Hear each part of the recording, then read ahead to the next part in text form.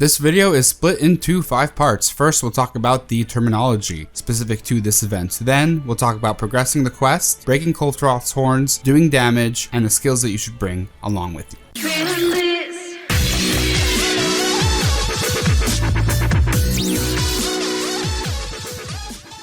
I know no one wants to go back to middle school, but hey look, we've got to talk about the definitions because there's some things that need to be cleared up about this fight. First, we're going to talk about objectives. Objectives are special assignments that reward points upon completion. Objectives are completed by breaking parts and progressing the fight. The next word is siege. A siege is a group effort shared between all members of an online session. A siege completes once a group of hunters breaks KULVE TAROTH's horns. Reward points contribute to your reward level. They're only obtained by completing objectives, and they're only rewarded the first time you complete an objective. Your reward level goes up to level 17, and your reward level determines the number and rarity of rewards upon siege completion. Reward level is individually tracked per hunter. It can be increased by people in your group, and it can also be increased by people in other groups completing objectives. Though, if another group completes an objective, you will only be rewarded partial points until you complete it yourself in your group. Reward level is tracked between quests, so you should always focus on the objectives that you do not have full reward points for. The next item on the list is pursuit points. Pursuit points are rewarded for completing objectives to get 100 pursuit points per completed objective. Pursuit points are also rewarded for picking up KULVE TAROTH's gold piles and footprints, but not her shiny drops. Pursuit points contribute to pursuit level. Pursuit level goes up to level 6. Your pursuit level determines the scout fly presence, the ease of breaking parts, and the time allowed in a hunt. Pursuit level is shared between all players in an online session, and it is reset once a group of players breaks KULVE TAROTH's horns completely off. KULVE TAROTH's mantle. The mantle is the heavy gold covering on KULVE TAROTH's body. Breaking parts off of her mantle counts towards objectives. Release. KULVE TAROTH's release is the event where KULVE TAROTH sheds her remaining mantle, and it is triggered by having 5 parts of her mantle broken at one time. Okay, excuse you. You're making too much noises. I was about to just grab one pen and then I'll grab one pen and then stop completely because I'm recording. There are many stages to KULVE TAROTH's fight. In Area 1, KULVE TAROTH will mostly wander around. She will attack you, but not very commonly. In Area 1, KULVE TAROTH will seldom attack you. She'll mostly wander around until you do enough damage for her to progress to Area 2. In Area 1, you can shoot cannons and drop boulders on her. Once she progresses to Area 2, KULVE TAROTH will actually focus on you and start fighting you more aggressively. In Area 2, KULVE TAROTH will dig and regenerate her mantle if given the chance, and she'll progress to Area 3 after a specific damage threshold has been met. KULVE TAROTH can be released here in Area 2, though it is rare and difficult to pull off. You will need cool drinks once the fight progresses to Area 3. This is usually where she is released. If she is released here, she will progress to Area 4. If KULVE TAROTH was released in Area 2, then you will need to meet a certain damage threshold to get her to progress to Area 4. Area 4 is typically where you want to focus on breaking her horns.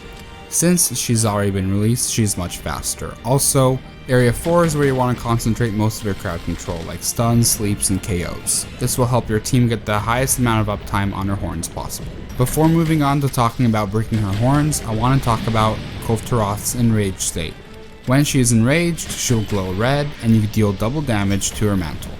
This is a great time to get great burst damage in. Also, melee weapons will trigger weakness exploit. Breaking KULVE TAROTH's horns.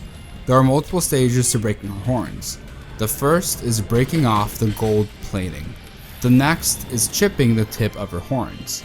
Once those two have been done, you can finally fully break her horns off. Any damage done to the horns after they've been chipped and before she releases does not carry on to the damage you need to do to the horns after she releases to fully break them off.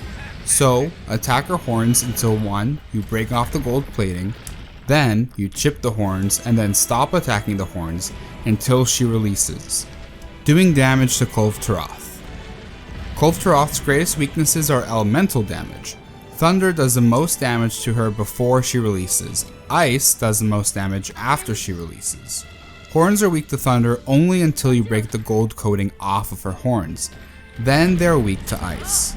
The breakable parts of her mantle are not weak to slicing or blunt until after she is released, unless if she is in her red hot enraged state. When she is enraged, melee weapons do trigger weakness exploit. KULVE Taroth is very resistant to shot damage. However, shot type weapons like the light bowgun and the bow are very good at applying elemental damage, so they're great to use if you're focusing on the elemental damage portion of your weapon only.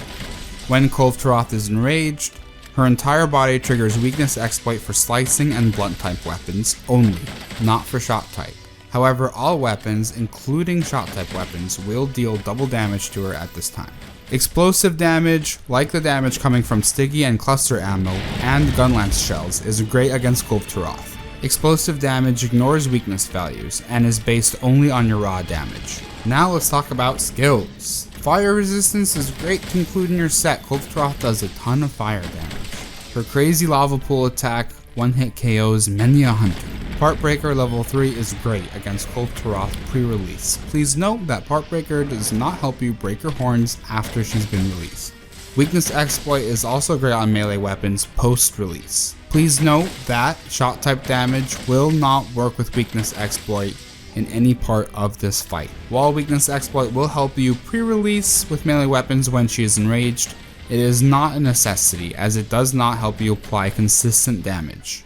When it comes to elemental damage skills like Thunder Up and Ice Up, you want to use 3 on light bowgun sets, and as many as necessary to maximize the elemental damage on melee and bows. Artillery is great on weapons that can take advantage of it, and critical element is a must-have if you are going for high elemental damage on KULVE Taroth. Since you're bringing critical element, you'll definitely want to stack as much critical eye as possible. Please note that critical boost will not help you apply additional elemental damage as it only applies to raw. Raw damage is also good against KULVE Taroth, but only if you are using a melee weapon.